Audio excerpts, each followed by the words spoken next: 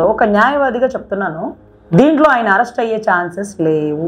ఆ video play చేయగానే judge గారు కానీ లేకపోతే ఇంకెవరన్నా కానీ అడిగే ఒకే ఒక ప్రశ్న, ఆ ఇన్సిడెంట్ చేయమని జగన్ గారు చెప్పారా? జగన్ గారికి ఆ ఇన్సిడెంట్కి ఏంటి సంబంధం?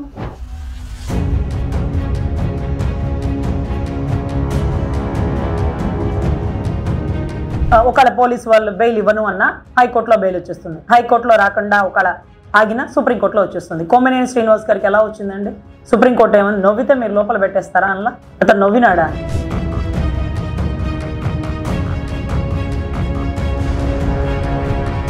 కాంస విగ్రహాన్ని కట్టేటటువంటి పర్సనాలిటీ అతందా? అతను ఏమైనా స్వాతంత్ర సమరయోధుడా? శిలాపలకం మీద ఏం రాసినాడు స్వామి? కనీసం బెట్టింగ్ లో ఓడిపోయినాడు, జగన్ అనుచరుడు అని రాస్తారా మీరు?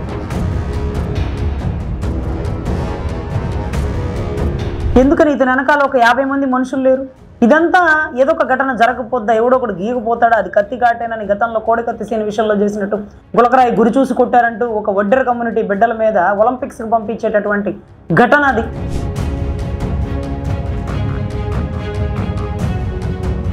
సో ఇవన్నీ కూడా వెలుగులోకి రావాలండి. ఇది కూడా ఒక part of the political game అండి.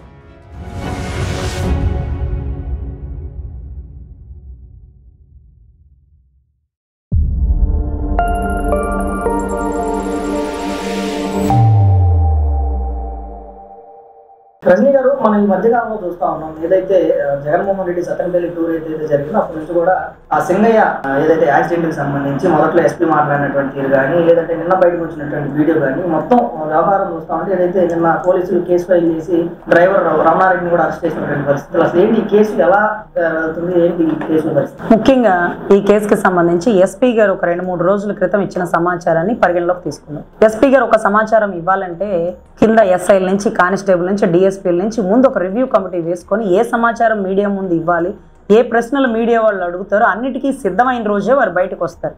సో అంత సిద్ధమైన ఆయన వైసీపీ కార్పొరేటర్ అంటూ వెహికల్ నెంబర్తో సహా చెప్తూ మా దగ్గర తగు సాక్ష్యాలు ఉన్నాయంటూ అతన్ని 1 గంటలో 2 గంటలో అరెస్ట్ చేయబోతామంటూ వెహికల్ని ఆల్రెడీ సీజ్ చేయించామంటూ చెప్తున్నటువంటి గౌరవ ఎస్పీ గారు పూర్తి సమాచారం లేకుండా ఎలా మీడియా ముందు ఒక స్టేట్మెంట్ ఇచ్చారు? అంటే పొలిటికల్ ప్రెజర్ తట్టుకోలేకపోతే ఎవరో ఒకళ్ళని దోషుల్లో చూపించేస్తారా?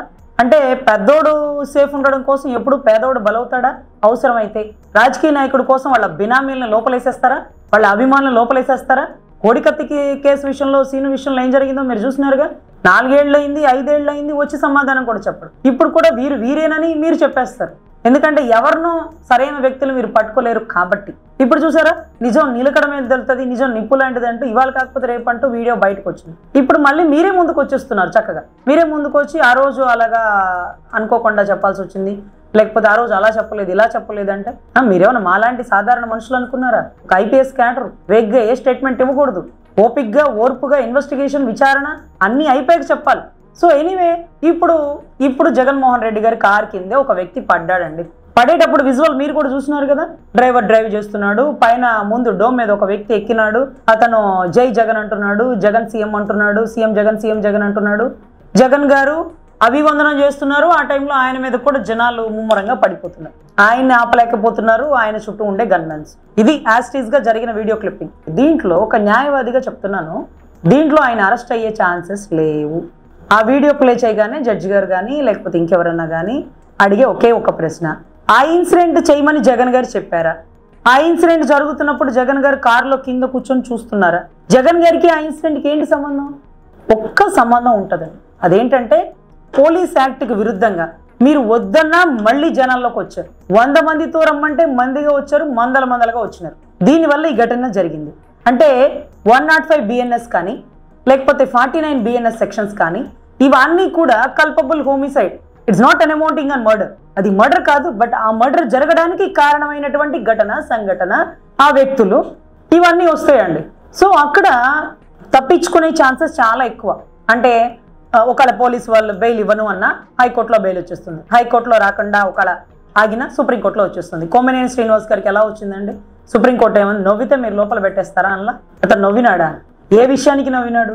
ఎందుకు నవ్వకూడదు, ఎందుకు నవ్వాలి? ఇవన్నీ కూడా చర్చలు జరుగుతాయండి. ఇక్కడ ప్రజా కోర్టులో తీర్పు వస్తుంది కానీ న్యాయస్థానాల్లో తీర్పు రావడానికి లేట్ అవుతుంది. ఒక్కొక్కసారి న్యాయదేవత కళ్ళకి గంతలు కట్టింది బహుశా ఇందుకేనేమో వాళ్ళకి వాళ్ళకి రుజువులు సాక్ష్యాలు మనం చూపించలేకపోతున్నామేమో అంటే ఇప్పుడు చూపించినాం సాక్ష్యం, జగన్ రెడ్డి గారి విషయంలో చూపించినాం.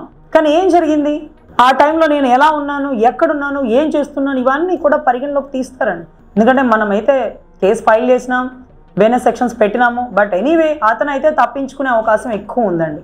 అంటే దీనికి సంబంధించి ఏదైతే పోలీస్ యంత్రాంగం కానీ లేదంటే కొంతమంది మాట్లాడుతున్న దాని ప్రకారం అసలు జగన్కి పరిమితమైనటువంటి పర్మిషన్ ఇచ్చారు, ర్యాలీలు కానీ జన సమీకరణాలు కానీ గొడవ ర్యాలీలు కానీ వద్దు, అభివందనాలు చేయొద్దు అని చెప్పి పోలీసులు చెప్పినప్పటికీ కూడా వాటన్నిటిని కూడా పక్కన పెట్టి ర్యాలీలు కానీ జన సమీకరణలు కానీ అభివాదం చేస్తూ సింగయ్య చావుకి కారణమయ్యారు. కాబట్టి దాని ప్రకారమే బిఎన్ఎస్ సెక్షన్ 105 కింద కేసు పెట్టారు అని చెప్పి పోలీసులు చెప్తా ఉన్నటువంటి పరిస్థితి. అంటే ఆ విధంగా చూసినా కానీ జగన్ దీనికి ప్రేరేపితుడే కదా. 100% అండి. మీరు పుష్పరాజును చూసినారు కదా, పుష్ప 2లో సంజయ్ థియేటర్ దగ్గర ఎలా అయితే గౌరవాళ్ళు అర్జున్ గారికి సంబంధించిన ఘటన, ఆయన వ్యాన్ కింద పడలేదు, తొక్కిసలాట్లో ఘటన జరిగింది. కానీ దానికి కారణం ఎవరు? మీరు రావద్దు, అటు చిన్న రోడ్లు అన్నా వచ్చేసినాడు. అంటే పోలీసులకి చట్టవిరుద్ధంగా ప్రవర్తించినాడు. దానివల్ల జరిగిన ఘటనకి ఎక్కడో ఇంట్లో ఉన్న ప్రొడ్యూసరు, డైరెక్టర్ కూడా ఎందుకు వచ్చి అమౌంట్ కట్టారు? 10 లక్షలు కాస్త 50 లక్షలు కాస్త ₹1 కోటి ఎందుకు అయింది? సో ఇవంతా కూడా ఒక సామాజిక స్పృహ, మన బాధ్యత. అల్లు అర్జున్ అరెస్ట్ చేసినారు అక్కడ లేదే. అదే రకంగా మీరు గమనించండి, హైవేలో లారీ యాక్సిడెంట్లో ఒక వ్యక్తి, అవతల వ్యక్తి లారీ గుద్ది చనిపోయినా డ్రైవర్ బాధ్యుడవుతాడు, కానీ డ్రైవర్తో పాటు ఉన్న వాళ్ళందరూ బాధ్యులా అని అంబటి రాంబాబు గారు స్టేట్మెంట్లు ఇస్తున్నారు. ఎందుకంటే ఆయన ఒక న్యాయవాది, చాలా కాలం కింద నుంచి ప్రాక్టీస్ కాబట్టి ఒక న్యాయవాది, మేము ఒక న్యాయవాదిని. సో మేము చెప్తుంది ఏంటంటే దాంట్లో తప్పించుకునే ఛాన్సెస్ ఎక్కువ ఉన్నాయి. ఎప్పుడన్నా ఒక యాక్సిడెంట్ జరిగినప్పుడు డ్రైవర్ని అరెస్ట్ చేస్తారు, కానీ కారులో ఉన్న వాళ్ళని, లారీలో ఉన్న వాళ్ళని, బస్సులో ఉన్న వాళ్ళని అరెస్ట్ చేయరు. కానీ మన బాధ్యత ఏంటి? అసలు ఆ కారు డ్రైవర్ ఎందుకు కారు నడిపాడు, ఎందుకు వాడు బయటకు వచ్చినాడు, నువ్వు చెప్తేనే కదా. 100 మందితో రమ్మంటే నువ్వు మందలు వేసుకొని మాస్ గ్యాదరింగ్ పెట్టుకొని నీ వల్లే కదా ఘటన జరిగింది. నీ బాధ్యత లేదా? అల్లు అర్జున్ ఎందుకు కట్టినాడు బాధ్యతగా? అతను తొక్కమన్నాడా? అతను తొక్కిచ్చాడా? కాదే. మరి నువ్వు తొక్కించిన వెహికలేగా, నీ వెహికలే కదా తొక్కింది. నువ్వు తొక్కించమనకపోయినా నీ వెహికలే కదా తొక్కింది, కళ్ళ ముందు క్లియర్ కనపడుతుంది కదా. ఈరోజు ఒక ఎఫ్ఐఆర్ నమోదు చేసినారంటే ఎంతో కొంత నీ బాధ్యత, నీ తప్పు ఉందా లేదా? 100 మందిని వచ్చుంటే ఇలా జరుగుండేది కాదుగా. ఒక పక్కన యోగాంధ్ర జరుగుతుంది, సగం మంది, అసలు 30 మంది పోలీసులు అక్కడ కీలక బాధ్యతల్లో ఉన్నారు. సెంట్రల్ నుంచి ఒక వ్యక్తి అక్కడికి వచ్చారు. ఆ టీం అందరినీ కాపాడాల్సిన బాధ్యత మన రాష్ట్రం మీద ఉంది. సడన్గా సంవత్సర క్రితం చనిపోయిన వాడిని ఇప్పుడు చూడాలని నీకెందుకు బుద్ధి పుట్టింది? అతనేమన్నా స్వాతంత్ర సమరయోధురా? నిన్న గాక మొన్న ఏమన్నా బోర్డర్లో యుద్ధం చేసి చనిపోయిన వ్యక్తి? అలాంటి వ్యక్తిని చనిపోవడానికి వెళ్ళావు కదా, చనిపోయినప్పుడు పలకరించినావు కదా, ఓదార్చినావు కదా, చేతిలో డబ్బులు ఇవ్వడానికంటే మనసు రాదు కానీ ఓదార్చినావు కదా, దగ్గర తీసుకున్నావు కదా. మరి ఇక్కడ కూడా అలాగే వెళ్ళాలా? మందెందుకు, మందలెందుకు? అక్కడ మాస్ గ్యాదరింగ్ చేసినావా? లేదే. అక్కడ ఒక 20 మందితో, 20 మందితో, 100 మందితో పోయినావు కదా. ఇక్కడ కూడా అట్టే కదా పోవాలా? చనిపోయిన వ్యక్తిని చూడడానికే కదా నువ్వు వెళ్తుంది. ఇతనికి కాంస విగ్రహం పెట్టినావు, అతనికి ఏమైనా విగ్రహం పెట్టినావా? మురళీ నాయక్ ఏమైనా విగ్రహం కట్టావా? మురళీ నాయక్ కుటుంబానికి ఏమైనా ఆర్థిక సాయం అందించావా? స్వాతంత్ర సమరయోధుల్లో ఒక చిన్న బిడ్డ దేశం కోసం ప్రాణాలు అర్పిస్తే నీకు ₹1 ఇవ్వడానికి మనసు రాలా. ఒక విగ్రహానికి కనీసం డబ్బులు స్పాన్సర్ చేసినావా? చేయలేదే. అంటే బెట్టింగ్ లో డబ్బులు కోల్పోయినోడికి నువ్వు ఆదర్శంగా నిలబడతావా? గంజాయి సేవించడం చూడడానికి వెళ్ళి వాడికి భుజం తట్టి ఓదారుస్తావా? ఎక్కడ స్వామి మీరు కనపడేది? ఓట్లేసిన ప్రజలు అడుగుతున్నారు. అసలు కాంస విగ్రహానికి కట్టే డబ్బు ఆ కుటుంబానికి ఇస్తే ఉపయోగపడింది కదా. ఆ కుటుంబం కష్టం వస్తే కాంస విగ్రహం దగ్గరికి వెళ్ళి కూర్చుంటే కష్టం పోతుందా? అరే నీకు నచ్చితే ఒక వ్యక్తికి, అరటి తోటలు తగలబెట్టిన వ్యక్తికి ఎంపీ టికెట్ ఇచ్చినట్టు, నీకు నచ్చితే పులివెందల్లో ఒక పొలం ఇవ్వు, 1 ఎకరం భూమి ఇవ్వు, లేకపోతే ఒక ఇల్లు కట్టించు, ఒక ఉద్యోగం ఇప్పించు మీ సాక్షిలోనో మీ భారతీయ సిమెంట్లోనో. అంతేగాని ఎంపీ టికెట్ ఇచ్చినో అతనికి భాష రాదు, హిందీ రాదు, ఇంగ్లీష్ రాదు, రాష్ట్ర సమస్యల గురించి ఏ రోజున పార్లమెంట్లో నోరిప్పినాడా? ఇప్పలేదు. కానీ ఇప్పుడు ఇతను కాంస విగ్రహం కట్టినాం. ఆ 2 ఎకరాలు పోగొట్టుకున్నప్పుడు నీకు నేను నిలబడతానని చెప్పొచ్చు కదా. అతను చనిపోకుండా ఉండేవాడు కదా. నీ ప్రభుత్వ హయాంలోనే కదా. ఇంకా మా వాళ్ళు ముఖ్యమంత్రిగా, ఉప ముఖ్యమంత్రిగా ప్రమాణ స్వీకారం చేయకముందే కదా చనిపోయింది. అప్పుడు ఎలక్షన్ కమిషనర్ కదా అండర్లో ఉంది. దానికి కూడా కూటమి మీద నిందేసేసినాం, మీ వల్ల చచ్చిపోయినారని. ఇంకా నేను మేము చెప్తే చచ్చిపోయారని కూడా చెప్తావు. ఇంకొకటి ఏంటంటే, అసలు వాడు బెట్టింగ్ కట్టడానికి మెయిన్ రీజన్ ఏంటంటే, మీరు వైజాగ్లో హోటల్ రూమ్స్ బుక్ అయిపోయినాయి, మంచి రోజు వచ్చేసింది, ఇదిగో ముహూర్తం అంటే ఖచ్చితంగా గెలిచేస్తామేమోనని ఎకరాలు కట్టేసినారు పందేలుగా. చాలా మంది అయితే పాపం ఇలా చచ్చిపోతే ఇన్సూరెన్స్ రాదని యాక్సిడెంట్లో చచ్చిపోయారు చాలా మంది. ఎందుకంటే దాని తర్వాత ఎన్నో యాక్సిడెంట్ క్లైమ్స్ వచ్చినాయంట. మరి ఎందుకు జరిగినా, ఎలా జరిగినా మాకు తెలియదు. So whatever it may be, కాంస విగ్రహాన్ని కట్టేటటువంటి పర్సనాలిటీ అతందా? అతను ఏమైనా స్వాతంత్ర సమరయోధుడా? శిలాపలకం మీద ఏం రాసినాడు స్వామి? కనీసం బెట్టింగ్ లో ఓడిపోయినాడు, జగన్ అనుచరుడు అని రాస్తారా మీరు? అంటే పిల్లలకి ఏం మెసేజ్ ఇస్తున్నారు? అటుగా పోతున్న పిల్లోడు ఎవరిదా ఈ విగ్రహం అంటే కింద ఉంటుంది చూడు అతను ఎవరో అని మేమే చెప్తుంటాం. కింద ఏముంది, ఏం రాసినారు? ఎంబీబీఎస్, BA, MBA అవన్నీ క్వాలిఫికేషన్ రాసినారా? లేకపోతే స్వాతంత్ర సమరయోధుడు, ఎమ్మెల్యేగా చేసినాడు, ఎంపీగా చేసినాడు? సత్తెనపల్లి వావిలాల గోపాలకృష్ణయ్య గారి కాన్స్టిట్యున్సీ 3 సార్లు గెలిచినటువంటి వ్యక్తి. అటు కమ్యూనిస్టులను, అటు కాంగ్రెస్ పార్టీలను, ఇండిపెండెంట్గా కూడా గెలిచినటువంటి అటువంటి చరిత్ర ఉన్న సత్తెనపల్లిలో ఇలాంటి విగ్రహాలు పెట్టి ఏం మెసేజ్ ఇస్తున్నారు మీరు? సో ఖచ్చితంగా ప్రజలందరూ గమనిస్తున్నారు. అందుకే 151 కాస్త 11కు పడిపోయింది. ఇంకా మీ గ్రాఫ్ని పడిపోనికండి, కాపాడుకోండి. మీకంటూ వచ్చేటటువంటి వైసీపీ ప్రజల ప్రాణాలని, వాళ్ళ కుటుంబాలని కాపాడండి. ఏదైతే ఆ ఇన్సిడెంట్ జరిగిన రోజు కూడా పోలీస్ యంత్రాంగం జగన్మోహన్ రెడ్డికి ఇచ్చినటువంటి ఏదైతే Z+ సెక్యూరిటీ జగన్కి ఉందో దాంతో రో పార్టీ ఖచ్చితంగా ఏర్పాటు చేయాలి అని చెప్పి పోలీస్ యంత్రాంగం చెప్పినా కానీ రో పార్టీ లేకుండా జగన్ ఆ విధంగా వెళ్ళటం ఎంతవరకు కరెక్ట్ అండి? సరే, గతంలో పరదాలు లేకుండా బయటికే రాల. గత 5 సంవత్సరాల్లో ఏ ఎమ్మెల్యే, ఏ ఎంపీకి అపాయింట్మెంటే ఇవ్వాల. పరదాలు, బార్కెట్లు. మీరు గమనిస్తే విజయవాడ నుంచి తెనాలికి చార్టెడ్ ఫ్లైట్, విజయవాడ నుంచి తాడేపల్లి ఇళ్ల ఫ్లాట్లు ఓపెనింగ్కి చార్టెడ్ ఫ్లైట్. అడుగు కూడా బయటికి పోయిన జగన్ రెడ్డి గారు ఈ రోజు నడి రోడ్డు మీద లేకపోతే ఆ క్రౌడ్లో ఎందుకు వస్తున్నారో మాకు తెలియట్లా. మొన్న ఈ మధ్య రాప్తాడు విమానం దగ్గర డ్యామేజ్ అయిపోయింది, నా విమానానికి సెక్యూరిటీ లేదు, నాకు సెక్యూరిటీ లేదని ఎవరు రమ్మన్నారు బయటికి? ఎంతమందితో రావాలా? మీరు ఒకటే గుర్తుపెట్టుకోండి, అమరావతి రాజధాని రైతుల్లో విద్యావంతులు ఎవరు పెద్దగా లేరండి. కానీ పోలీసు వాళ్ళు మీరు బయటికి రాకూడదు, ఉద్యమ యాత్ర చేయకూడదు, కనకదుర్గమ్మ గుడికి పొంగళ్ళు పెట్టకూడదు అంటే హైకోర్టును ఆశ్రయించి కోర్టు ఆర్డర్ నిమిత్తం దాని తర్వాతే బయటికి వెళ్ళారు. అంటే వాళ్ళకే తెలిసిందే రైతులకి చట్టాల గురించి. మాజీ ముఖ్యమంత్రిగా ఉన్న వ్యక్తి నీకు తెలీదా? అసలు నీకు పర్మిషన్ ఇవ్వలేదు కదా, పోనీ లేని పర్మిషన్ ఇచ్చినారు కదా. ఇచ్చినప్పుడు జాగ్రత్తగా వాడుకోవద్దు. 100 మందిని తీసుకొచ్చుకొని 4 వెహికల్స్లో వెళ్ళి కనపడొచ్చేయడమే కదా. మురళీ నాయక్ని ఎలా కనపడొచ్చినావు? ఇక్కడెందుకు ప్రగల్భాలు పలుకుతున్నావు? ఇక్కడెందుకు నీకు ఎమ్మెల్యేలు, ఎంపీలు అందరూ సపోర్ట్ చేస్తున్నారు? అక్కడికి ఎందుకు రాలా? మీ విడుదల రజని, మీ పేరు నాని, మీ అంబటి రాంబాబు, మురళీ నాయక్ని చూడడానికి ఎందుకు రాలా? వాళ్ళకి బాధ్యత లేదా? వాళ్ళకి దేశం ముందు చిత్తశుద్ధి లేదా? ₹1 చేతిలో ఎందుకు తీయలేదు? సామాజిక స్పృహ లేదా? సేవా దృక్పథం లేదా? ఏముంది మీకు? మాస్ గ్యాదరింగ్ చేసి జనాల ప్రాణాలను ఇలా కార్ టైర్ల కింద పొట్టను పెట్టుకోవడానికా?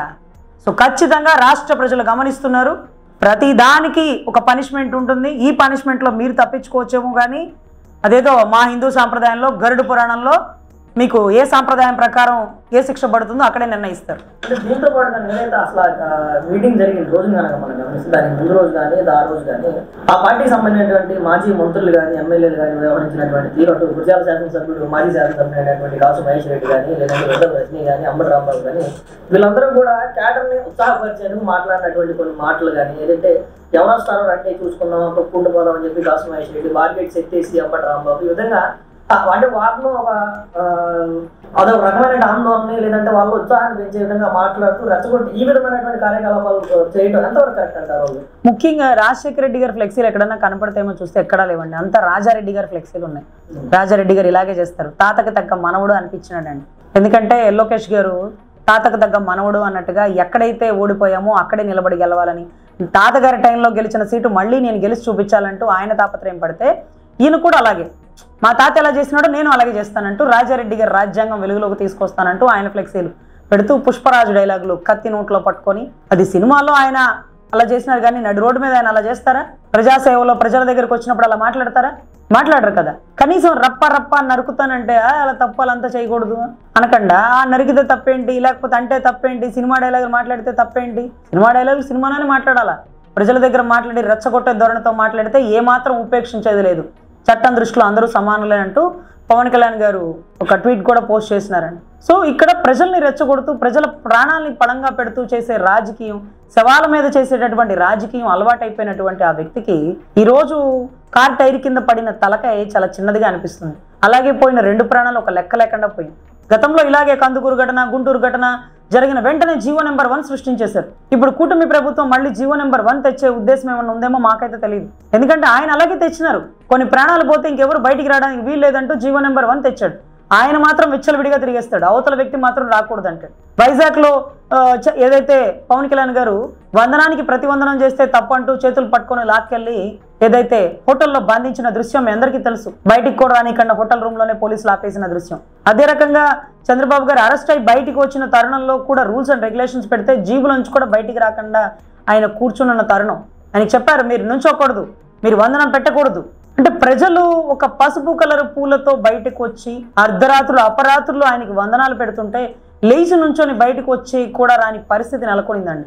ఎందుకంటే అది రూల్కి విరుద్ధంగా ఆయన పోల. వైజాగ్లో కూడా అంతే, పవన్ కళ్యాణ్ గారు రూల్కి విరుద్ధంగా పోల. ఎందుకంటే rule is rule, rule for all. అందరికీ వర్తించే ఆ రూల్స్ని వాళ్ళు పాటించారు.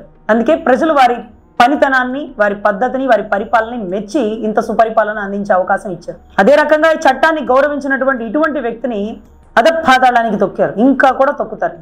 ఆ రోజు జరిగినటువంటి కొన్ని ప్లేకార్డ్స్ రాజారెడ్డి రాజ్యాంగాన్ని పల్నాడు నుంచి మొదలు పెడతాం, ఈసారి కనుక గెలిస్తే జాతరలో కనుక పుట్టెలు నరికినట్టు నడుపుతాం అని చెప్పి మాట్లాడినటువంటి మాటలు మొత్తం అంటే బైరెడ్డి సిద్ధార్థ రెడ్డి ఫోటోలతో కానీ రాజారెడ్డి ఫోటోలతో కానీ అన్నింటిని కూడా చూస్తే మీకేమనిపిస్తుంది? అంటే ఈ విధమైనటువంటి సంకేతాలు ప్రజల్లోకి తీసుకెళ్తే అంటే జగన్మోహన్ రెడ్డిని కానీ లేదంటే ఆ పార్టీని నమ్మేటువంటి పరిస్థితులు ఉన్నాయి సార్. అక్కడ మాచర్ల కానీ పల్నాడు కానీ ఎప్పుడు గొడవలకి ఆది అంతం అదేనండి. గతంలో మీరు చూసినారు 4 సార్లు ఎమ్మెల్యేగా అయిన వ్యక్తి ఈసారి మాత్రమే ఓడిపోయినారు. అది కూడా ఈఎంఐలని కింద పడేయడం, ఇవంతా సీసీ ఫుటేజ్లో దృశ్యాలు బయటకు వచ్చి, అంటే ఒక నిరంకుశ పరిపాలన పల్నాడు పరిసర ప్రాంతాల్లో జరిగి ఉండేదండి గతంలో. కానీ ఇప్పుడు మళ్ళీ అలాంటిది వెలుగులోకి తీసుకొస్తా అంటే కడప కర్నూలు తర్వాత మళ్ళీ అన్ని సామరస్యంగా ఉంటాయండి. ఒక పల్నాడు మాత్రం ఎప్పుడు నెత్తురుగడ్డగా ఉండేది ఒకప్పుడు. అంటే బాంబులు చుట్టనేలా, లేకపోతే గొడవలకు పెట్టనేలా, పేరు అంటే ఒక పేరు పెట్టిందే పేరు లాగా ఉండేది. మళ్ళీ దాన్ని తిరగదాస్తానంటున్నారా? ప్రశాంతంగా ఉండే పల్నాడుని మళ్ళీ అదేదో పల్నాడు బ్రహ్మనాయుడు, లేకపోతే మగో మంచాల, లేకపోతే ఇంకోటి ఇవన్నీ వెలుగులోకి తెచ్చే అవకాశాలు ఏదో ఉన్నట్టుగా చెప్తున్నారండి. కానీ అలాంటివి ఏమీ జరగవండి. ప్రశాంతమైనటువంటి పరిపాలన అందుతుంది. ఇలాంటి పిచ్చి వేషాలు వేసి రెచ్చగొట్టే దూరంలో ఉన్న వాళ్ళని ఎత్తి లోపలేస్తారు, ఏమాత్రం ఉపేక్షించరు. కాసు మహేష్ రెడ్డి గారు చేసినటువంటి నిరంకుశ పరిపాలన, భూ కబ్జాలు, భూ ఆక్రమణలు, ఎంతో మంది చావులు, ఎన్నో ఉదంతాలకు ఆయన కారణం. ఇవన్నీ కూడా స్టెప్ బై స్టెప్ ధైర్యంగా పల్నాడు వాళ్ళు ముందుకొచ్చి కేసులు నమోదు చేస్తున్నారు. 1 by 1 బయటకు వస్తుంది. ఆయన గుట్టు ఎక్కడ బయటకు వచ్చేస్తుందని ఆయన రెచ్చగొట్టి మళ్ళీ మా జగన్ అన్న వస్తున్నాడు. ఏం జగన్ అన్న ఏమన్నా తోపా తురుమా? జగన్ అన్న ఏమన్నా చట్టానికి అతీతుడా? జగన్ అన్న ఏమన్నా పైనుంచి ఏమన్నా దిగొచ్చినాడా? ఏం స్వామి అంటూ ఈరోజు ప్రతి ఒక్కరు అడుగుతున్నారు రాష్ట్ర ప్రజలు. సో ఖచ్చితంగా మళ్ళీ పల్నాడు నెత్తురుగడ్డలా రావాలి అనుకున్నటువంటి వాళ్ళ కోరిక తీరదు. పల్నాడు ప్రశాంతంగా ఉంటుంది. పల్నాడు మళ్ళీ ఒక నీటి ప్రాజెక్ట్ ఏదో రాబోతుందండి, వరికశిల ప్రాజెక్ట్ అనుకుంటా. అది తీసుకురావాలని లావు శ్రీకృష్ణదేవరాయలు గారు ఎంతో కష్టపడుతున్నారు. ఆ వరికశిల ప్రాజెక్ట్ వస్తే పల్నాడు కూడా మళ్ళీ ఒక పట్టసీమలాగా, ఒక రతనాల సీమలాగా మారుతుందండి. 100% ఒక ఏరియాని డెవలప్ చేయాలన్న ఆలోచన ఉండాలి, కానీ ఆ ఏరియా నెత్తురుగడ్డగా మార్చాలన్నటువంటి ఇటువంటి ఆలోచన గల వాళ్ళు అక్కడే ఉంటారు. వాళ్ళు ఎదగరు, వాళ్ళ వర్గాన్ని ఎదగనివ్వరు, వాళ్ళ పార్టీని ఎదగనివ్వరు. అంటే ఇదంతా ఒక ఎత్తు అయితే ఏదైతే ఆయన చేసినటువంటి పర్మిషన్ లేకుండా, పోలీస్ యంత్రాంగం సపోర్ట్ లేకుండా, అంటే ఏదైతే నియమ నిబంధనలు అన్నింటిని ఉల్లంఘించి జగన్మోహన్ రెడ్డి చేసినటువంటి ఏదైతే ఆ పరామర్శ యాత్ర పేరుతో చేసినటువంటి విధ్వంసం ఏదైతే ఉందో, ఇద్దరు చావుకి కారణమైనటువంటి జగన్మోహన్ రెడ్డి కనీసం వారి బాగోగులు కానీ లేదంటే తిరిగి వారి పరామర్శ కానీ ఏమీ చేయకుండా వీళ్ళిద్దరిని ఇక్కడే వదిలేసి, చనిపోయినటువంటి శవాలను వదిలేసి బెంగళూరు వెళ్ళిపోయినటువంటి పరిస్థితి. అంటే ఒక మాజీ ముఖ్యమంత్రిగా పనిచేసినటువంటి వ్యక్తి తన అభిమానులు ఇద్దరు చనిపోతే ఈ విధంగా చేయడం అంతవరకు కరెక్ట్. ముఖ్యంగా పోలీస్ ప్రొడక్షన్ అంటే గతంలో పవన్ కళ్యాణ్ గారు అసలు మీరు అన్నట్టుగా ఒక ఎమ్మెల్యే కాదు, ఒక మాజీ సీఎం కాదు, ఒక మినిస్ట్రీ కాదు, ఒక ఎమ్మెల్సీ కాదు. కానీ ఆయన వెహికల్ ఎప్పుడు వెళ్తున్నా ఒక 100 మంది బౌన్సర్లు ఎప్పుడూ ఉంటారు. అంటే ఆయన్ని కాపాడడం అనేది ముఖ్యం కాదండి. ఆయన్ని చూడడానికి వచ్చిన ప్రజలు తొక్కిసలాట కాడగా జరగకుండా, ఎవరికి ఇబ్బంది లేకుండా ఎక్కడికక్కడ ప్రోటోకాల్ చూసుకుంటారు. సో ఇలా ఇతను ప్రోటోకాల్ చూసుకోలేదు. ఎందుకని ఇతను వెనకాల ఒక 50 మంది మనుషులు లేరు? ఎందుకు తాడు కట్టుకుంటూ బార్కెట్లు పెట్టుకుంటూ రాలేదు?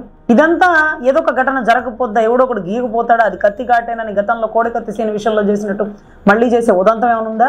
గులకరాయి గురి చూసి కొట్టారంటూ ఒక ఒడ్డెర కమ్యూనిటీ బిడ్డల మీద ఒలింపిక్స్కి పంపించేటటువంటి ఘటన అది. అంటే చీకట్లో రాయి గురి చూసి ఎక్కడ తగలాలో అక్కడ తగిలి, ఒక రాయి ఇంకొకళ్ళని తగిలి రాయి మళ్ళీ మాయమైపోయిందంటే చిన్న విషయమా? వాళ్ళు ఒలింపిక్స్కి వెళ్ళాల్సిన బిడ్డలే, కానీ తమరు జైలుకి పంపించినారు. సో ఇటువంటి పరిస్థితుల్లో మళ్ళీ ఏదో ఘటన క్రియేట్ చేద్దామని అక్కడ జనాలందరూ ఆయన మీద పడుతున్న దృశ్యం చూస్తుంటే నాకు చాలా భయం వేసిందండి. ఎందుకంటే ఆయనకి ఏదైనా చిన్న ఘటన జరిగిన కూటమే కారణం అంటారు. ముందు మనం ఆయన్ని కాపాడాలి, అది కూడా మన బాధ్యతే, పోలీసుల బాధ్యతే, ప్రభుత్వం బాధ్యతే. వద్దంటే బయటకు వస్తాడు.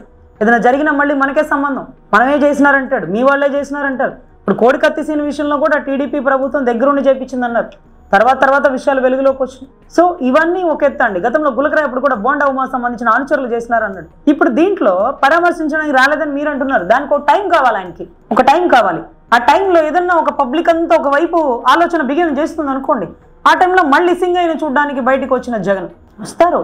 రాకండి ఎందుకుంటారు? సౌండ్ ఆయన రాకండి ఎలా ఉంటాడు సార్?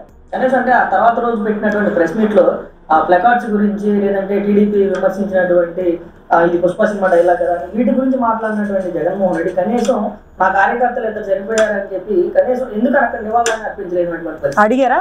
మీడియా మిత్రులు ఉన్న ప్రశ్న అడిగారా? అక్కడ కూర్చున్న వాళ్ళు కూడా సరిపోయినారులేండి. కూర్చున్న వాళ్ళు కూడా స్వామి మీ వల్ల చనిపోయినారు ఇద్దరు, వారి కుటుంబానికి మీరు ఏం చేద్దాం అనుకుంటున్నారు, మీకోసం వచ్చినారు కదా, మీ అభిమానులు కదా, మీ వైసీపీ కండవాళ్ళు కప్పుకున్న వాళ్ళు కదా, మీ పార్టీకి పనిచేసిన ఒక రిపోర్టర్ అడిగినాడు ప్రశ్న. ఎవరు అడగలే. నాకు అదే ఆశ్చర్యం వేసిందండి. సరే ఆ రోజు వైసీపీ కార్పొరేటరో ఇంకొకరో వాట్ ఎవర్ ఇట్ మేబీ మీ ఇన్సిడెంట్ కోసం వచ్చినాడు కదా, కనీసం ఇప్పుడు మీడియా పెడితే ఆయన అడుగుతారు సార్ మీ కార్ టైర్ కింద పడ్డారు కదా మరి ఏం చేస్తారని. ఇప్పుడు పెట్టమనండి మీడియా సమావేశం. ఇప్పుడు బెటర్. ఇప్పుడు పుష్పడేలా కొట్టాడు, ఎందుకంటే ఒకసారి కొట్టాడు గంగమ్మ జాతర పొట్టేళ్ల తలని.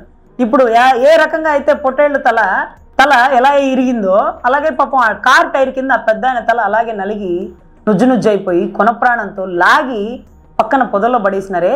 ఒక అంబులెన్స్ తీసుకొచ్చి అప్పుడే హాస్పిటల్లో పడేస్తే బతుకుండేవాడే. అంటే నీకు అడ్డం వచ్చిందని తీసి పక్కన పడేస్తావా? ఇదేనా తొక్కుకుంటూ పోవడం, ఇదేనా నరుక్కుంటూ పోవడం, ఇదేనా మీరు గతంలో అందించిన పరిపాలన? అందుకే కదా బ్యాగ్ ఇచ్చినారు కదా. సో ఎనీవే మళ్ళీ కూడా బయటకు వస్తాడు. బయటికి రావడానికి ఒక మంచి ముహూర్తం కావాలి. నాకు తెలిసి సిట్ కమిషన్ కనుక ఎప్పుడైతే ఎంక్వైరీ బాగా క్యూలంకషంగా ఉంటుందో ఆ టైంలో మళ్ళీ ఆయన ఓదార్పు యాత్రలాగా వస్తారు. మళ్ళీ ఆయన పరామర్శిస్తారు.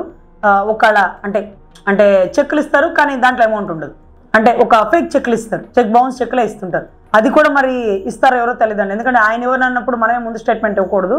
ఆయన ఏమి ఇస్తారో తెలియదు, చూడాలి. బట్ ఎనీవే పరామర్శించడానికి అయితే ఖచ్చితంగా వస్తారు. దానికి అనువైన సమయం ఆయనకి రావాలి. అంటే ఆయన చాలా ఇంట్రెస్ట్గా వచ్చేస్తారు కాబట్టి ఏదో ఒక టైంలో వచ్చేస్తారు. మొత్తంగా చివరిగా అంటే ఇంత రాదాం ఏదైతే నిన్న ఉదయం నుంచి ఆ వీడియో బయటకు వచ్చిన దగ్గర నుంచి అటు జనసేన కానీ ఇటు టీడీపీ కానీ మొత్తం కూటమి ప్రభుత్వం అంతా కూడా జగన్మోహన్ రెడ్డిని చేసినటువంటి అంశాన్ని బయటకు తీసుకొచ్చినటువంటి క్రమంలో అసలు ఆ వీడియో ఒరిజినల్ కాదు, అది ఏఐ జనరేటెడ్ వీడియో అని చెప్పి అంబటి రాంబాబు లాంటి వాళ్ళు వైసీపీ సోషల్ మీడియా చెప్తా ఉంటారు. నిజంగా ఏఐ జనరేటెడ్ వీడియో అని? అది ఏ జనరేటెడ్ వీడియో అంటే ఆర్టిఫిషియల్ ఇంటెలిజెన్స్ అయిందనేది పాపం ఐపీఎస్ చదివిన ఐపీఎస్ ఆఫీసర్ తెలుసుకోవాలి. ఇది కూడా రేపటి రోజు ఫేక్ అని వస్తే వాళ్ళు ఉద్యోగానికి రాజీనామా చేయాల్సి వచ్చింది. ఎందుకంటే ఇది ఒరిజినలా డూప్లికేటా, వీడియో ఏ టైంలో బయటకు వచ్చింది, ఏ టైంలో జనరేట్ అయింది, ఏ ఫోన్లో వీడియో తీశారు, ఏ డ్రోన్ కెమెరా తీసింది, ఎవ్రీథింగ్ రికార్డెడ్ ఉంటుందండి. ఈ వీడియో కూడా మీరు గమనిస్తే ఎవరు బయటికి పెట్టారనేది చాలా ఇంపార్టెంట్. వైసీపీ వాళ్ళే బయటికి వదులుతారు, వైసీపీ వాళ్ళే హల్చల్ చేస్తారు, మళ్ళీ వైసీపీ వాళ్ళే ఫేక్ అంటారు. దీన్ని బట్టి మీకేం అర్థం అవ్వాలంటే ఒక 1 వీక్ 10 days మీడియా మొత్తం ఇటే తిరగాలి. అసలు నాకు తెలిసి ఆ వీడియో ఒక వైసీపీ వాడు బయటకు వదిలితే వాడే ఫేక్ వీడియో బయటకు వదులుతాడు, మనల్ని అందరినీ కంగారు పెట్టేస్తాడు. తర్వాత ఆర్టిఫిషియల్ ఇంటెలిజెన్స్ ఇదే ఫేక్ అని మళ్ళీ వాళ్ళే నిర్ధారించేస్తారు. సో అంటే రాష్ట్ర ప్రజల్ని, పోలీస్ యంత్రాంగాన్ని, కూటమి ప్రభుత్వాన్ని పిచ్చివాళ్ళని చేయాలని భావిస్తున్నటువంటి గౌరవం జగన్ రెడ్డి గారి చచ్చు తెలివితేటలు చదువుకున్న వాళ్ళ దగ్గర పనిచేయదండి. నాకు తెలిసి ఎస్పీ గారు దాని గురించి పూర్తి ఇంట్రాగేషన్ చేస్తున్నారు. అవును ఇతను మా కార్యకర్తనని కూడా 2-3 చెప్పినారు కదా. అంబటి రాంబాబు గారు మేము చూస్తున్నాం, మేము పర్యవేక్షిస్తున్నాం, మా నాయకుడు వెళ్ళి ఇలాగ డబ్బులు కూడా ఇవ్వమన్నాడు అని ఏదేదో చెప్తున్నారు. మరి ఈ ఘటనకి మేము సమాధానం చెప్తున్నాము, క్షమాపణ చెప్తున్నాము అని ఒకరంటారు, ఈ ఘటన ఆర్టిఫిషియల్ ఇంటెలిజెన్స్ అంటారు, ఇది ఫేక్ అంటారు.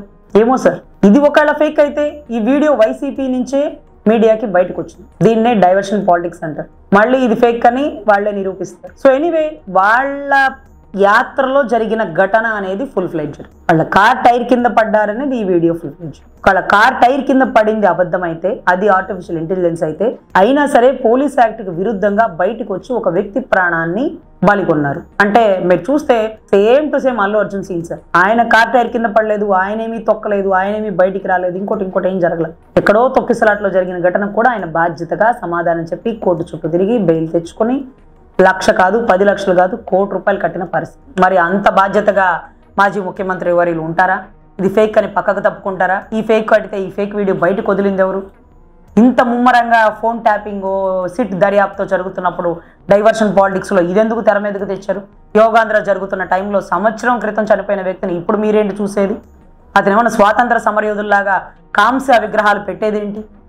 సో రూపాయి బయటికి ఇవ్వడం చేత కానీ మీరు కాంస్య విగ్రహానికి డబ్బులు ఎవరు ఇచ్చారు?